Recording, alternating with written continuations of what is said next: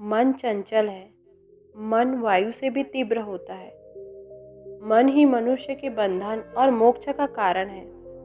यह तीनों वाक्यांश आपने अवश्य सुने होंगे, लेकिन क्या आप जानते हैं कि मन हमेशा चंचल क्यों होता है?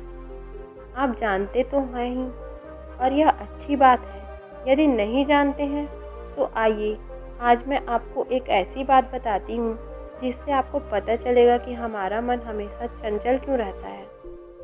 यदि आपने कभी यह चीज़ सोचा है कि आपकी कुछ आदतों, इच्छाओं और संस्कारों के समुच्चय को ही मन कहते हैं। मन क्या चीज़ है? तो मन यही चीज़ होता है दोस्तों। अब यहाँ आदतों, इच्छाओं और संस्कारों के आधार पर मन को दो भागों में विभाजित किया जा सकता है। एक तो अच्छा मन, दूसरा बुरा मन। अच्छा मन तो आत्मा के अनुकूल काम करता है, जो हमें उत्थान की ओर ले जाता है। लेकिन वही बुरा मन वह हो जो आत्मा के प्रतिकूल काम करे, जो हमें पतन की ओर ले जाए। वास्तव में दोनों ही मन की शक्ति से ही चलते हैं, किंतु अच्छे मन का आत्मा का आधिपत्य होता है और बुरे मन पर आत्मा का आंशिक आधिपत्य होता है, या यूं कह लीजिए कि कोई आधिपत्य होता ही नहीं है। अब आप मन को समझ चुके होंगे। अब हम बात करते हैं चंचलता की। चंचलता जल का गुण है। जल के इसी गुण की तुलना करके हम मन को चंचल कहा गया है।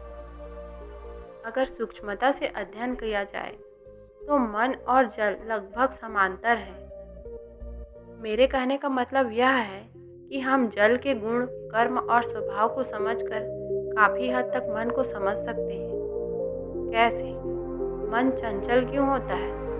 इस प्रश्न का उत्तर आप स्वयं जानते हैं। इसे समझने के लिए अपना प्रश्न बदलकर स्वयं से पूछना चाहिए कि जल चंचल क्यों होता है? जल चंचल तब होता है जब वह नीचे की ओर प्रवाहित होता है, और अगर जल को स्थिर करना है तो आपको उसे सीमाबद्ध करना पड़ेगा। यदि उसे ऊपर की ओर चढ़ाना है तो उसे सीमित दायरे से प्रवाहित करना पड़ेगा। लेकिन यदि उसे नीचे की ओर प्रवाहित करना है तो आपको कुछ भी करने की ज़रूरत नहीं है, केवल छोड़ दीजिए, जल अपने आप बहता चला जाएगा। ठीक ऐसे ही मन चंचल तब होता है जब वह पतन की ओर अग्रसर होता है। यदि मन को स्थिर करना है, निश्चल करना है और उसे सीमित दायरे में रखना है, यदि मन को उत्थान की ओर अग्रसर करना है तो सीमित दायरे से अभीष्ट लक्ष्य की इच्छा की ओर लगाना होगा। जिस तरह जल विभिन्न नदियों और नहरों से होते हुए जब तक समुद्र में नहीं मिल जाती तब तक वह स्थिर नहीं होती, उसी तरह मन भी जब तक इंद्रियों रूपी नदी और नहरों से भटक रहा है तब तक वह स्थिर नहीं होता। किंतु जब वह आनंद के सागर में, परमानंद में मिल जाता है तो वह पूर्ण रूप से स्थिर और समाधि में हो जाता है। इसी अवस्था को मोक्ष और जीवन की मुक्ति कहते हैं। तो दोस्तों, गौतम बुद्ध अपने शिष्यों को बता ही रहे थे कि मन की चंचलता के विषय में, और गौतम बुद्ध इस विषय में अपने शिष्यों को एक कहानी भी सुनाते हैं, जिस माध्यम से वे अपने शिष्यों को यही समझाते हैं कि मन हमेशा चंचल क्यों होता है। तो दोस्तों, आइए शुरू करती हूँ मैं यह कहानी। एक बार गुरुकुल में एक नया शिष्य आया था।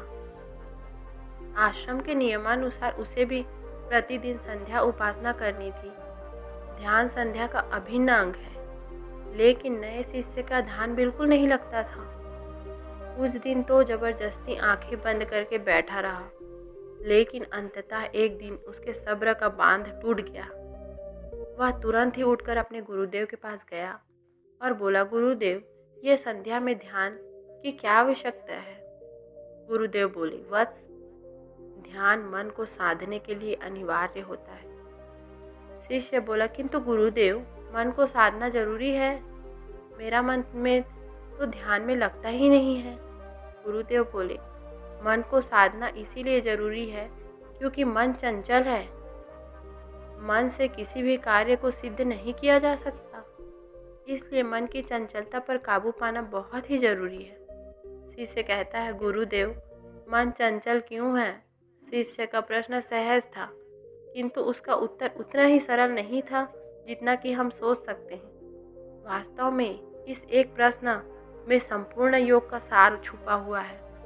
गुरुदेव बोले, एक बात बताओ शिष्य, जिस मनुष्य के पास रहने का कोई ठिकाना ना हो वह क्या करेगा? शिष्य बोला, गुरुदेव, दर दर भटकता फिरेगा जब तक उसे रहने के कोई भी ठिकाना ना मिल जाए। गुरुदेव बोले, बस यही कारण है कि मन चंचल है। मन चंचल इसीलिए है क्योंकि उसके पास रहने का कोई स्थायी ठिकाना नहीं है।